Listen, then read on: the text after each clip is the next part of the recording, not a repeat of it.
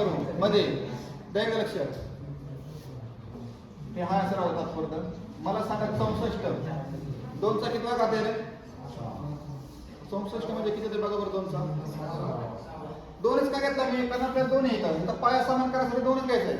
लक्षात ठेवायचं तुम्ही म्हणता प्रत्येक 2 घेतलं इथं 7चा येण असता आपण 7 घेतला असता. 7चा घन काय वर्ग चौथा पाचवा काय ते दोन्ही बाजू समान असताना येणार तुम्हाला काळजी करू नका. इकडे 3 असेल ना तिकडे 3चा घन किंवा चौथं येणार आहे. असं नाही की इकडे 3 दिले इकडे 5चं दिले असं कधी येणार नाही. पाया समान जातो नेहमी. इकडे 2 म्हणलं इकडे पण 2चाच घ्यावा लागेल. सांगा बरं 64 म्हणजे 2चा किती होते? 5वा 6वा. चला घ्या मग 2चा 6वा घात. चला आले इथपर्यंत समजलं. चला ह्याचं आपल्याला हे काय आहे? वर्गमूळ चिन्ह नकोय. वर्गमूळ चिन्ह काढून टाकायचं. सांगितलं होतं काल एखाद्या संख्येचं वर्गमूळ चिन्ह काढायचं असेल इकडे नियम बघा.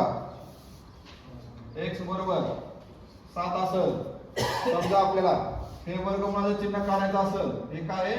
वर्गमूळ. तर हे वर्गमूळ काढायचं तर ह्या बाजूला काय करावं लागेल? वर्ग करावं लागेल. मग x बरोबर किती येत आहे? 49. तेच इथं वापरायचं. ह्याचं वर्गमूळ काढून टाकायसाठी समोरच्या बाजूला काय करावं लागेल? वर्ग करावा लागेल. म्हणजे कसं बघा 2चा 6वा हा असा राहू द्या आणि नंतर त्याचा परत वर्ग.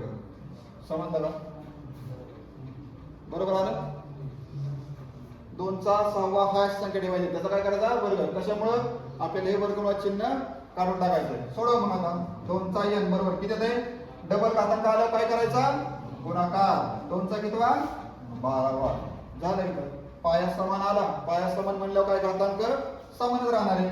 n बरोबर किती? 12. घ्या लिहून चला.